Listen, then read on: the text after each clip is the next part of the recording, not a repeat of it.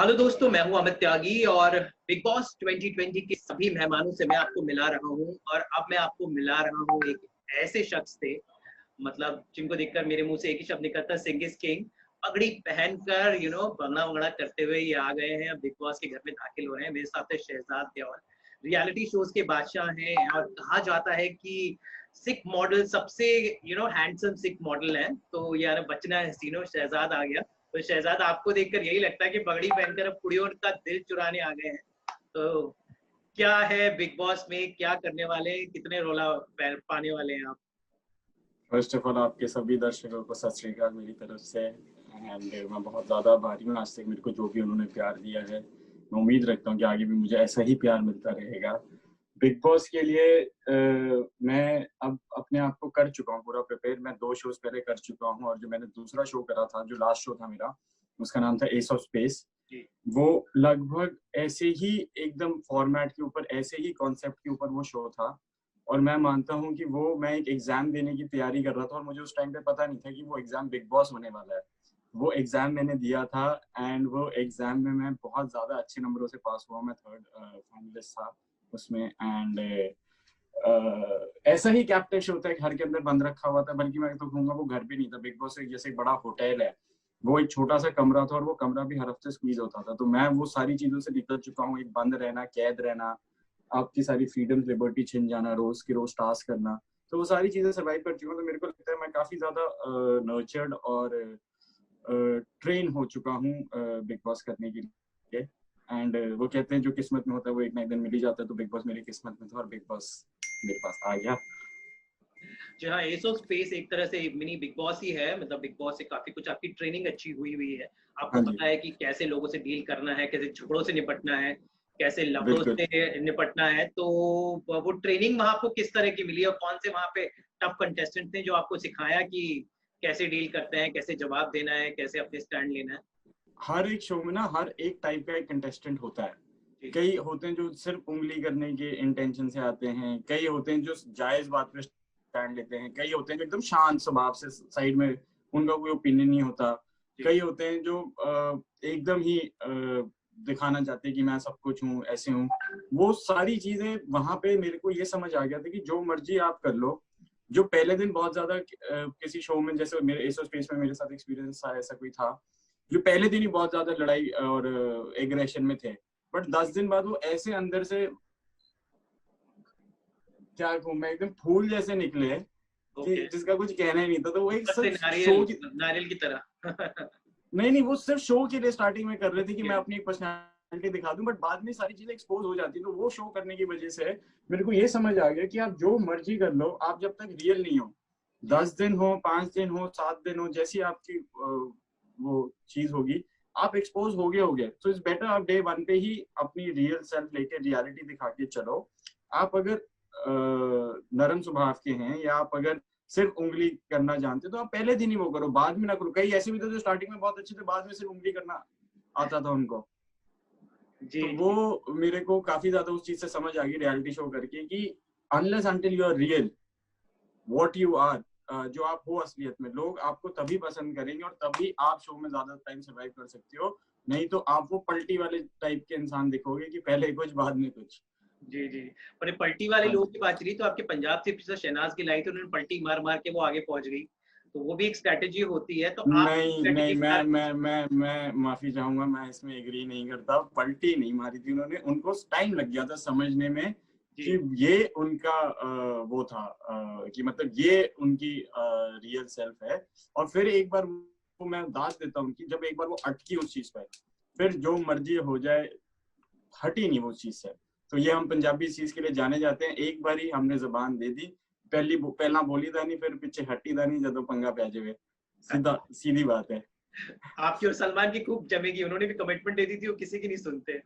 हाँ जी, बस वही। और मैं तो उनका बहुत बड़ा फैन रह चुका हूँ कितने टाइम से। अब मेरा ये सपना सच होने जा रहा है अगले 2-3 दिन में। एंड इस बात के लिए तो मैं बिग बॉस से भी ज्यादा एक्साइटेड हूँ जी।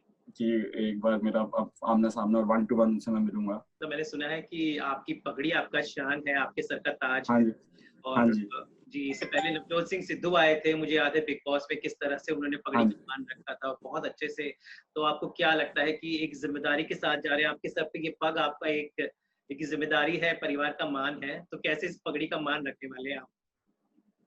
मेरे ये सर पे मैं इसको पग नहीं अपना ताज समझता हूँ, और ये सिर्फ मेरे सर पे नहीं, मैं अपनी पूरी कम्युनिटी की, अपने पूरे रीजन की, अपने पूरे कल्चर का को रिप्रेजेंट करने जा रहा हूँ अंदर ये पग लेके। जी, एंड इसके ऊपर मेरे लिए कुछ नहीं है, इसको नीचे नहीं लगने देता मैं।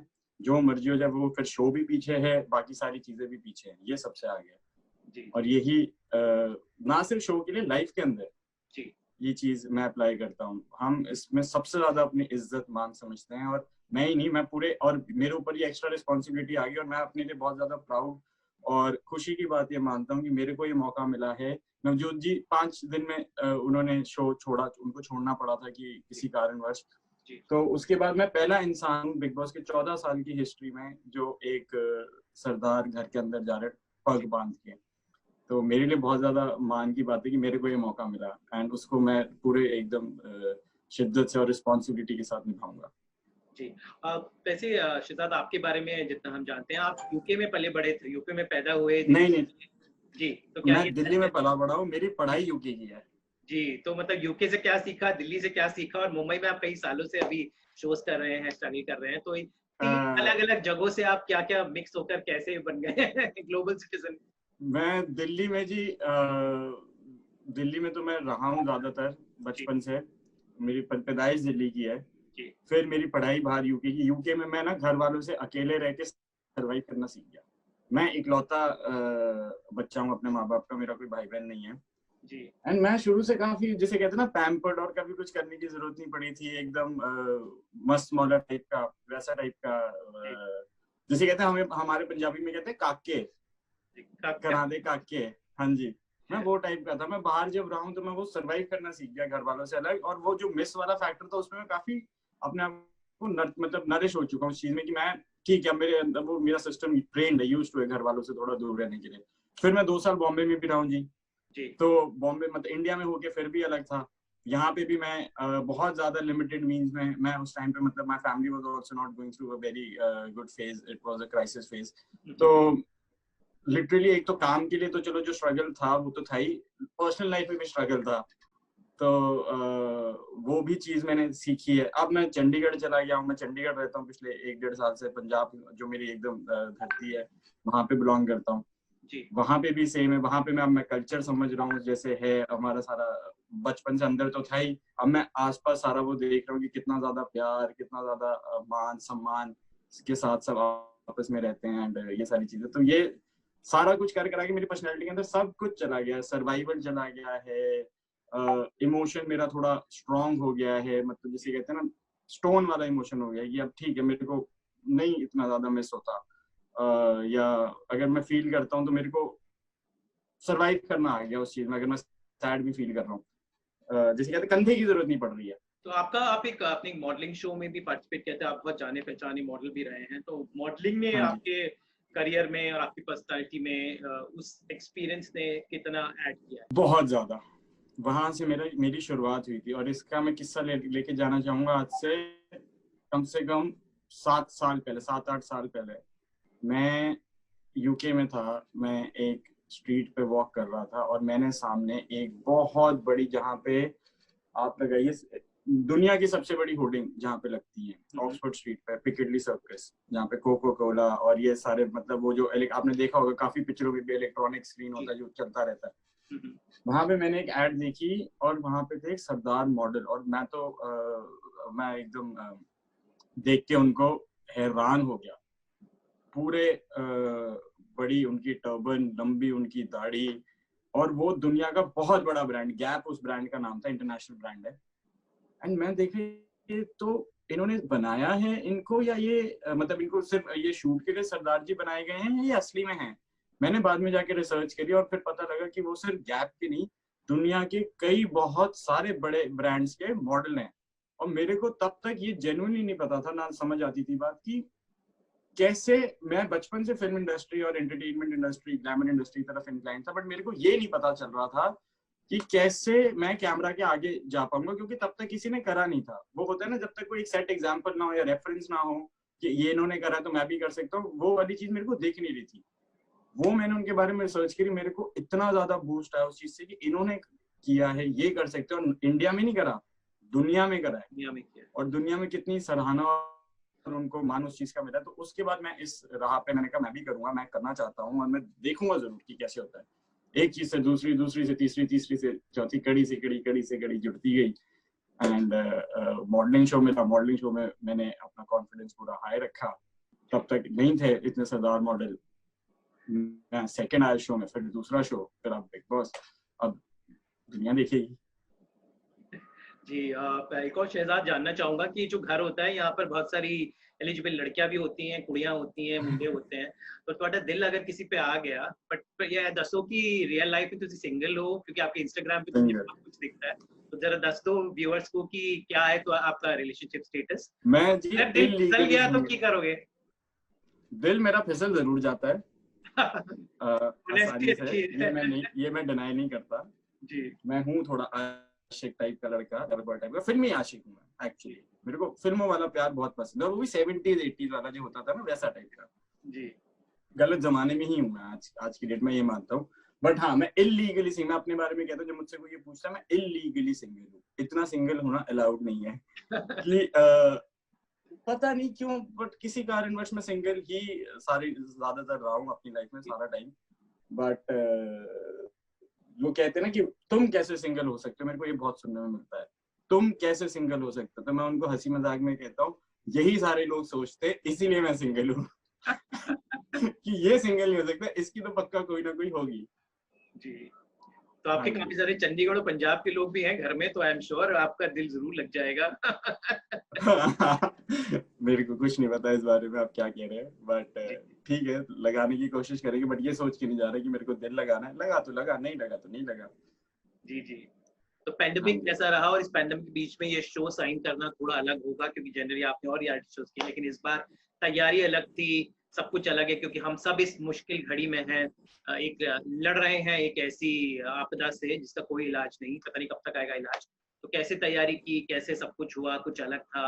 How was the whole experience of doing and signing this show, preparing for the show during pandemic? जी, पैंडेमिक का मेरा इस साल ये शो करने के दो तीन कारण हैं।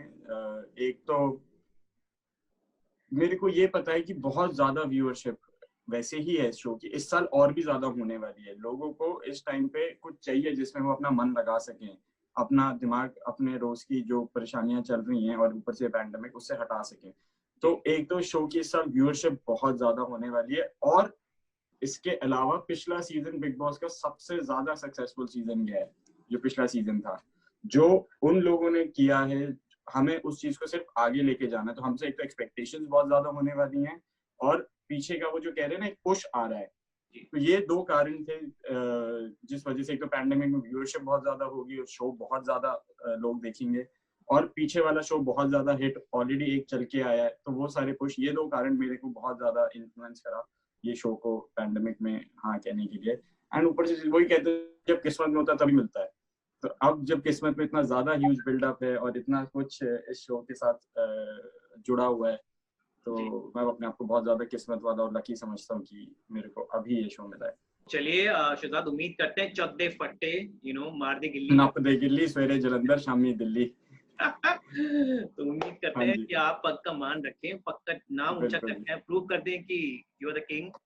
तो ऑल द बेस्ट, ਤੁਹਾਨੂੰ अभी से लख लख बधाइयां कि ਤੁਸੀਂ थैंक यू जी, बहुत बहुत धन्यवाद। चलो all the best Shahzad, and मिलते हैं जब आप घर से बाहर आएंगे। बिल्कुल बिल्कुल, thank you so much. Thank you, सत श्री अकाल।